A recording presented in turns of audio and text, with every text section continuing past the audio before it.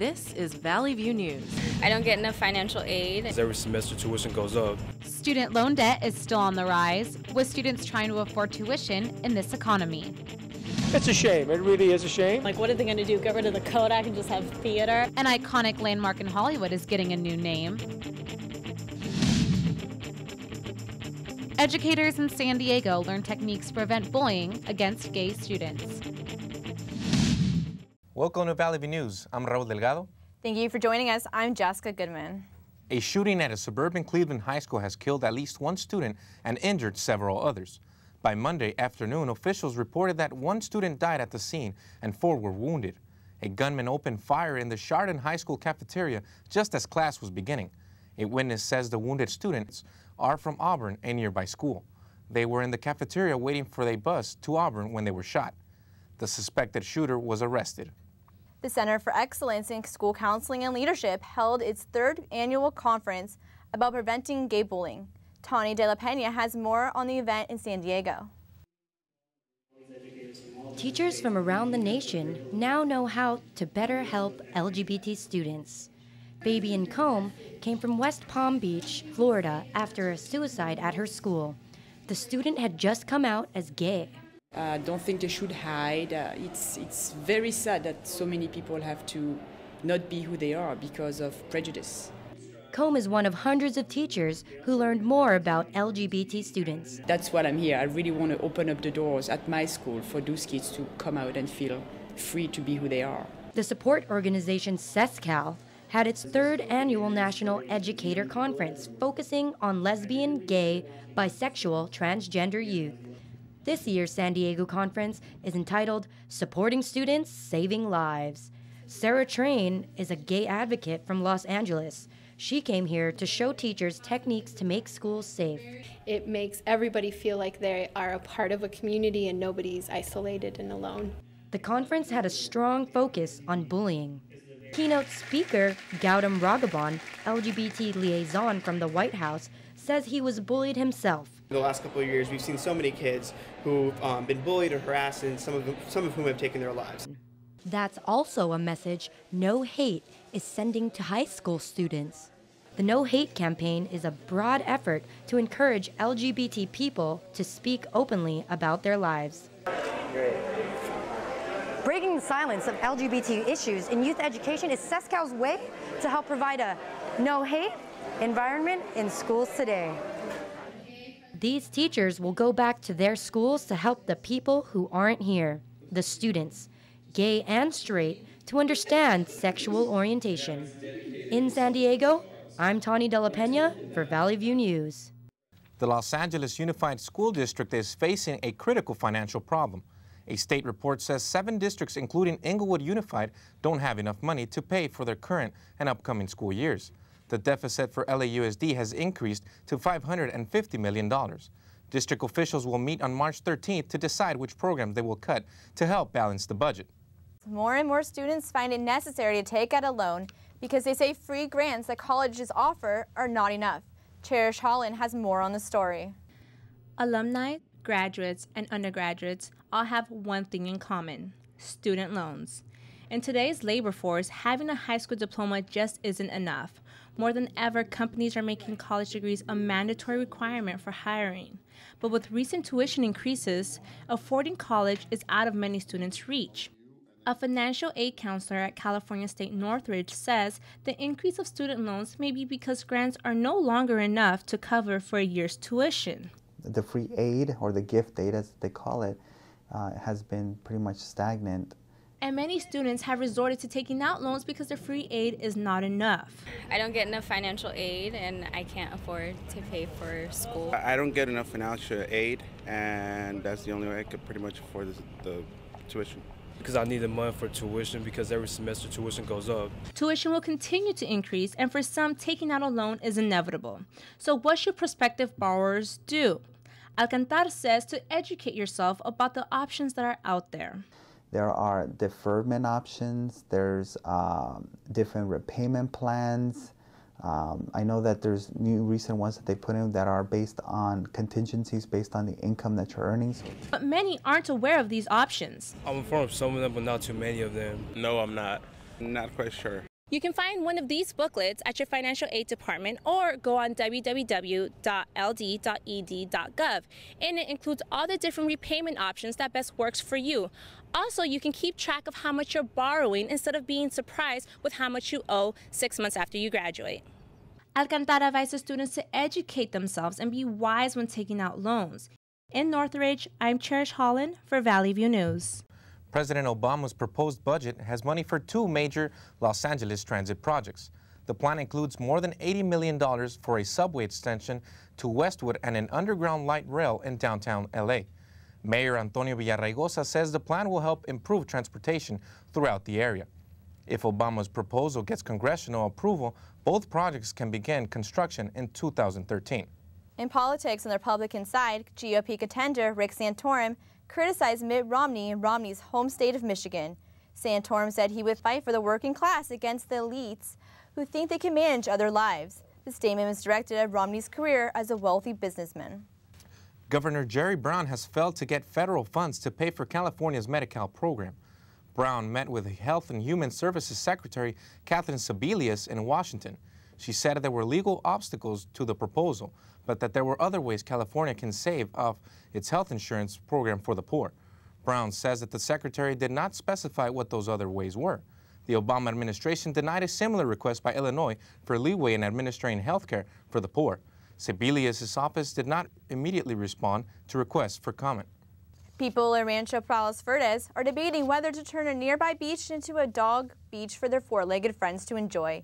Keandra Stevenson has the story. The Rancho Palos Verdes Fred Hess Jr. Community Park is the usual spot for the city council meeting. This wasn't the usual meeting. It was a packed house with barely enough seats to accommodate the concerned Rancho Palos Verdes residents. They all came out to discuss their beloved dogs and their beloved beach. The residents frequently visit this secluded beach with their dogs, even though dogs are prohibited. So the city council proposed to look into the possibility of turning the 5-acre Rancho Palos Verdes beach into an official permanent on or off leash dog beach. If approved, the dog beach will be placed right below here, below the Trump Golf Club. With big changes like this to the community comes a big reaction. A beautiful weekend on a good day, there's usually could be hundreds of dogs, and people, and it's got to be really, if you have... No, there will be no outbursts from the audience. The council received an overwhelming amount of community feedback via emails and phone calls. Many longtime residents opposed this change and weren't afraid to voice it. They're also able to do whatever they want in terms of leaving their messes on the beach and that type of thing. There should be places for dogs, but not there. The audience was about equal on their position. 21 residents gave their testimonies during the public hearing. If my dog had to be on a leash at the beach, he'd kill me. Whether opposed or for the dog beach, most of the residents at the hearing are dog owners and frequent visitors of the RPV beach location, even the mayor and council members. I was at the beach as well at the same time, but I didn't see any of you with a friend and my 2 dogs. So we were all there at the same time. In a 4-1 decision, the council decided to move forward with the Planning Commission to create a permit system to allow dogs to run off-leash on the RPV beach. And dogs like Zizzy right here. She absolutely loves it. In Rancho Palos Verdes, I'm Keandra Stevenson for Valley View News. A big civil lawsuit stemming from the 2010 Deepwater Horizon oil spill has been postponed. BP Chief Executive Robert Dudley said that the company would like to settle if we can do so on fair and reasonable terms. BP has already paid $6.5 billion to thousands of victims in the largest offshore spill in U.S. history. U.S. gasoline prices are at their highest since 2008. AAA and Oil Price Information Service say gas prices are 25 cents more than a week ago and 56 cents higher than a month ago. Analysts say the increase stems from a fear of shortages because of tension in the Middle East. Major airlines are raising their fares again because oil prices are going up. Airlines have raised prices between $4 and $10 for a round-trip ticket. To make more money, airlines are charging more for baggage, food, and entertainment. Experts say that if the price of fuel continues to rise, there will be additional fare increases. 22 cruise ship passengers were robbed at gunpoint in Mexico. The passengers traveled by bus on a nature hike in the jungle of Puerto Vallarta, where the robbers took money and other valuables. No one was injured. Officials at Carnival Splendor Cruise Line apologized to the guests for the disturbing event. The cruise line has now suspended the nature trail tour and is working on reimbursing those involved. Experts are split whether parents should let their infants sleep in the same bed with them. Some say it helps families bond, but critics say it is dangerous for the baby. The American Academy of Pediatrics says bed sharing can increase the chance of the baby being smothered. Advocates of bed sharing say the practice can help parents with their newborn get a better night's sleep. Coming up, tell you who won big at the Academy Awards and who made the history at the NBA All-Star Game.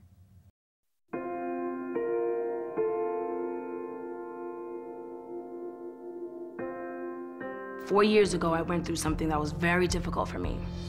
I was faced with a very big challenge at a young age. Once I reached out to my sister, it got a little better. Once I told my mother, it got a little better. The more I talked about it, I felt it coming off.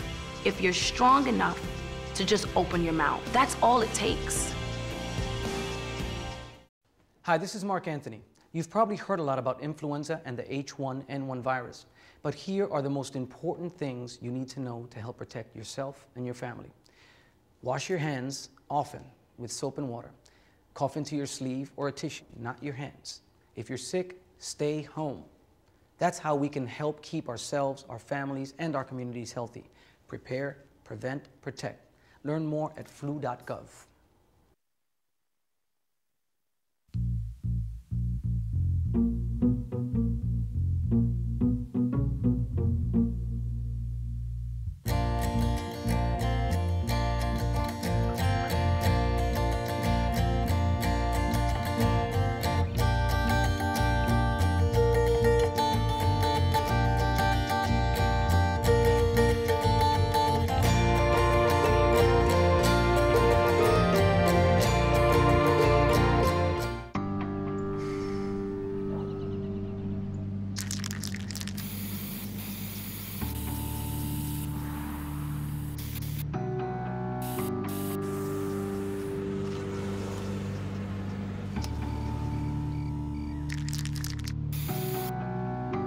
Turning a 20-foot wall into a canvas takes vision. So will getting into college.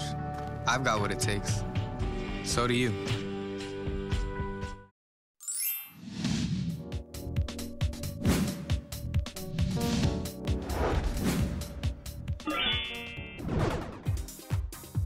Here's the scoop. Now here's Diana Escalona with the latest in entertainment news. The Academy Awards are over, but the drama on Hollywood and Highland is just getting started. The theater is about to undergo a Hollywood-style facelift. Valley View's Chudney Mata has the story. As the biggest names in Hollywood made their way down the red carpet last Sunday, there was one big name missing: Kodak. The Eastman Kodak Company won court approval to remove its name from the Hollywood theater. It's a shame. It really is a shame. Like, what are they going to do? Get rid of the Kodak and just have theater? The million-dollar question is, what will the theater be called? Well, that question has been answered. The theater will now be called the Hollywood and Highland Center. For those tourists who come to Hollywood to snap a picture of the famous theater will soon be a little disappointed. But Oscar fans say that won't stop them from watching future Oscar shows. Definitely still going to tune in. I want to see how much the dynamic changes. Kodak has found it difficult to keep up in the digital age and filed for bankruptcy last month when it ran short on cash. Though that hasn't stopped Kodak from being a part of this year's Oscars, 7 of the 9 films nominated were shot on Kodak film. In Hollywood, I'm Chudney Mata for Valley View News. The Oscars fashion trend this year was white. The star-studded event standouts include Rooney Mara, who wore a simple Givenchy gown with a plunging neckline, and Jennifer Lopez, who wore a curve-hugging shimmery dress and was rumored to have had a wardrobe malfunction, while Angelina Jolie wore a black velvet Versace gown with a high slit, which became one of the evening's most talked about outfits, with someone even creating a Twitter account for it. Sacha Baron Cohen, star of the movies Borat and Bruno, once again has caused controversy. He arrived to the Oscars wearing an outfit for his new movie, The Dictator. While doing an interview with Ryan Seacrest, he dumped powder all over him. Cohen was then dragged off by security. The Artist was a big winner at the Academy Awards. The movie was a silent film, but its awards were loud enough to show how good it was. It won Best Picture. The artist also won Best Actor, directing honors, and trophies for design and score. The producer for the artist, Thomas Langman, dedicated his Best Picture Oscar to his filmmaker father, who died in 2009. Meryl Streep, who holds the record for the most nominations, won last Sunday. It was Streep's third award since her first in 1982. Viola Davis may have been a strong contender to take home the Best Actress, but she said she had a strong feeling it would be Meryl's big night. An actress who did take an Oscar home from The Help was Octavia Spencer, taking home Best Supporting Actress. Act of Valor topped box offices this weekend. It is a fictionalized film about Navy SEALs trying to recover a CIA agent. The exciting film featured real Navy SEALs and brought in $24.7 million. Tyler Perry's Good Deeds came in second with $16 million, and Journey to the Mysterious Island, starring Dwayne "The Rock" Johnson, took in $13.5 million for third place. And finally, an upset for Jennifer Aniston and Paul Rudd's romantic comedy, Wanderlust. The film only made $6.6 million. CSUN welcomed fitness guru Richard Simmons to campus in honor of National Recreational Sports Day. Valley View's Jessica Goodman talked with him about how to keep healthy. Cal State Northridge has gotten an unexpected visit at the new Student Recreation Center from the one and only Richard Simmons to encourage college students to work out as part of his national college tour. Oh my God, it is so awesome. He is hilarious. I love him with his little wings. I think it's just a great, first person to bring to CSUN to exercise with us. Over 200 CSUN students came to the SRC in 80s attire to meet and exercise with Simmons. Simmons started off with stretches and moved right into dancing to some of the best modern music. I was invited to go to a college, and I was a little nervous because I have a lot to say to college students. Simmons went on to say that college students are dealing with a lot more pressures with the troubling job force and working to find a balance between eating habits and exercise. Whether I'm teaching in Ohio State University or beautiful California, there's still weight problems there, there's still depression problems there, but where there's a huge problem is low self-worth.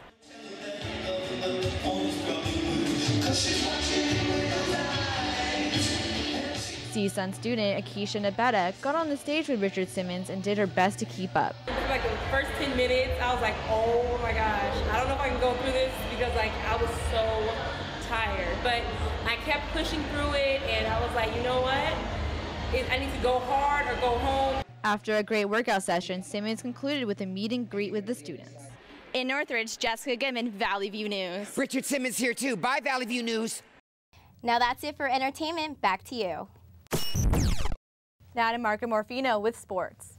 The NBA season has hit its midpoint and was highlighted by the NBA All-Star Game in Orlando. Let's go to the highlights. Mid-third quarter, Kobe Bryant makes history as he becomes the All-Star Game leading scorer. With the East down late fourth, off a rebound, LeBron hits a big three-pointer to cut the deficit to 3. The West then answers with this monster jam by Russell Westbrook, showing that point guards can get up. Then with the West up 1, Lob City makes an appearance with this follow-up slam by Blake Griffin. The East has one last chance in the final seconds, but Dwayne Wade misses this contested 3, and the West goes on to win 152-149. Kevin Durant finished with 36 points and won the game MVP for the West. Los Angeles Lakers star Kobe Bryant suffered a broken nose at the NBA All-Star Game. Bryant was diving to the basket and was fouled hard by Miami's Dwayne Wade. Kobe stayed in the game, but the CT scan revealed the fracture. This was Kobe's 14th consecutive All-Star game, highest among active players. Miami overcame the loss of a top player to beat Florida State in an NCAA basketball showdown. The Seminoles were heavily favored to win because Miami center Reggie Johnson was ruled ineligible to play. Duran Scott scored 17 points and the Hurricanes beat their number 15 ranked rival 78-62. This win stopped a 6-game skid for Miami. The Los Angeles Kings have made a blockbuster trade. They got center Jeff Carter from the Columbus Blue Jackets. In return, Columbus will receive defenseman Jack Johnson and a first-round pick.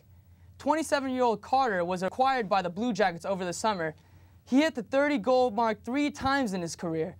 Carter will team once again with Kings center Mike Richards, his former teammate with Philadelphia Flyers. Together, the two led the Flyers to the Stanley Cup Finals in 2010. Ryan Zimmerman is cashing in with the Washington Nationals. The third baseman has agreed to a 6-year, $100 million extension with the Nats. His current contract is set to expire after the 2013 season. The average annual value of Zimmerman's contract is $16.7 million. That's the most for any third baseman behind the Yankees' Alex Rodriguez, who earns $27.5 million. Coming up, CSUN is getting a makeover. We'll tell you how. And a new art exhibit has come to Los Angeles. My mama always said, life is like a box of chocolate. You never know what you're gonna get. Lions, tigers, bears. Oh my! Hakuna bina kanjanda. Then mite gatio ako. Mite gatio.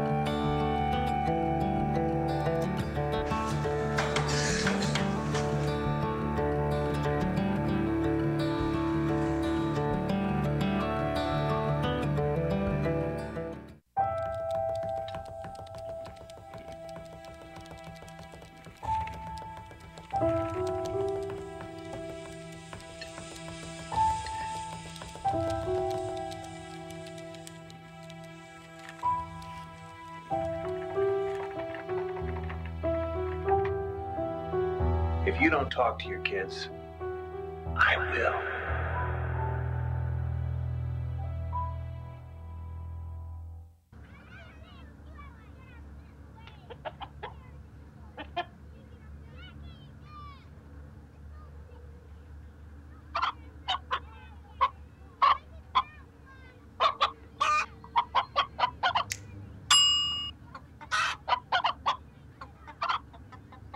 Separate raw meats from other foods by using different cutting boards. 3,000 Americans will die from food poisoning this year. Keep your family safer. Check your steps at foodsafety.gov.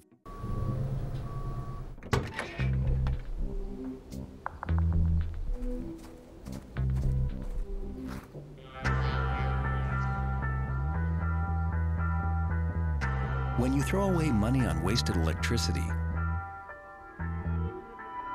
you're throwing away everything you could have bought with it. Saving energy saves you money. Learn more at energysavers.gov. Drivers using fraudulent handicap placards will now be fined with stricter penalties. Regina On has the story. The LA Department of Transportation's parking enforcement gives 3.2 million citations a year. Sergeant Jesse Dyer explains what happens when someone who isn't disabled parks in a handicap zone. It's a citation. You'll get a citation for the misuse of the placard, which is $353, and depending on where you're parked, you'll also get a citation for that. Sergeant Dyer also explains how the disabled community faces many challenges. Well, parking should not be one of them, and then when there are people who are utilizing these fraudulent placards and parking in spaces, they're taking away from the needs of the disabled community. Thanks to the LAPD and the Department of Transportation, those who use fraudulent disabled driver's placards will now more than ever be charged a hefty fine. Disabled drivers have the leeway of parking in certain restricted areas. Richard French says he dislikes the fines of parking tickets. Parking tickets, I think they've always been pretty steep. And how much is that fine?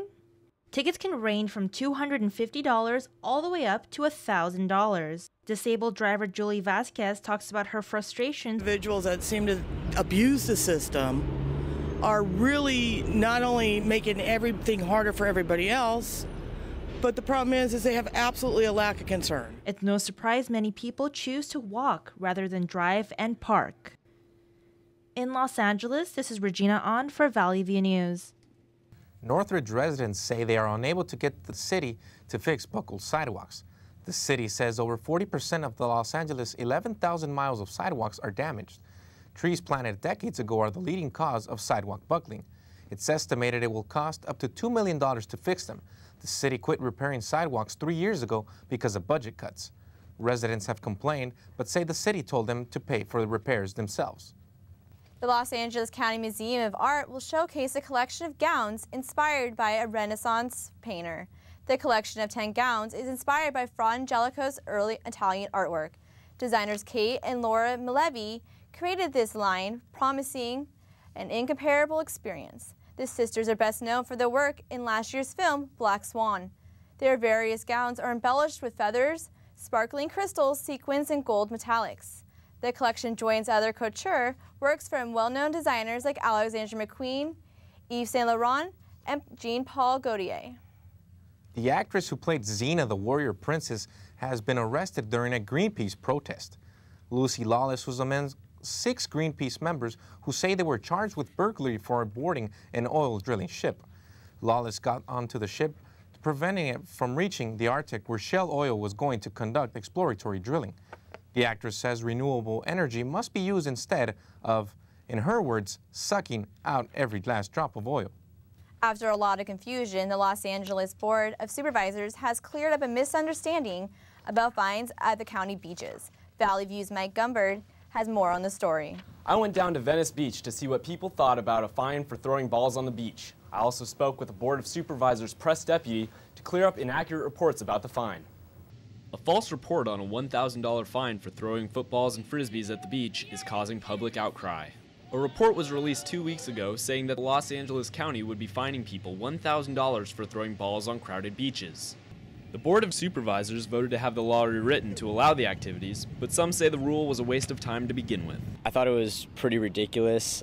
Most people come to the beach, hang out with their friends. It's an activity to do. It's a public beach. If you don't want to get hit with a football or a frisbee, don't sit so close to the water. It was ridiculous. I mean, we have bigger problems in this city to worry about, and it's just not it's limiting our liberties, I think. It's very oppressive. The 40-year-old ordinance is being changed to allow footballs and frisbees on the beach. But the county board says reporters got it wrong. They not only incorporated the erroneous $1,000 fine issue, but they misconstrued what the board had done and interpreted it incorrectly as imposing a whole new set of restrictions on ball playing and frisbee throwing. Instead of recognizing that the old ordinance had banned everything and that there would now be a number of new opportunities under the relaxed ordinance. The ordinance is inactive except during peak seasons in summer when lifeguards or police officers deem it a hazard to others. A rule that is being kept in the county ordinance that not many people know about restricts people from digging a hole deeper than 18 inches. The lifeguards felt very strongly about this because they have rescued small children from cave-ins, you know, where you're digging a hole and it's fun and then the sand collapses in, and that can be extremely dangerous very quickly. Sports players can look forward to playing ball at the beach this summer as long as they're mindful of others soaking up the sun. As long as people follow the orders of lifeguards and police patrolling the beach, fines shouldn't be an issue for beachgoers. Now back to you in the studio. Escondido police say they broke up a neighborhood cockfight and rescued about 50 roosters. A neighbor alerted police after hearing cockfights at a house. Authorities say Martin Flores Padron was arrested on suspicion of animal cruelty and being in the country illegally. The co-author of Berenstein Bears, Jan Berenstein, has died. The 88-year-old author suffered a stroke along with her husband. They created the Bear family and more than 300 stories. Officials at Denmark's Scandinavian Wildlife Park have made one polar bear the ambassador for all polar bears. Siku was introduced to the public last year, and he has quickly become an internet sensation with his own website and Facebook page. Siku's first day on the job was on International Polar Bear Day, of course. Thank you for watching Valley View News. I'm Jessica Goodman. And I'm Raul Delgado. Have a great day.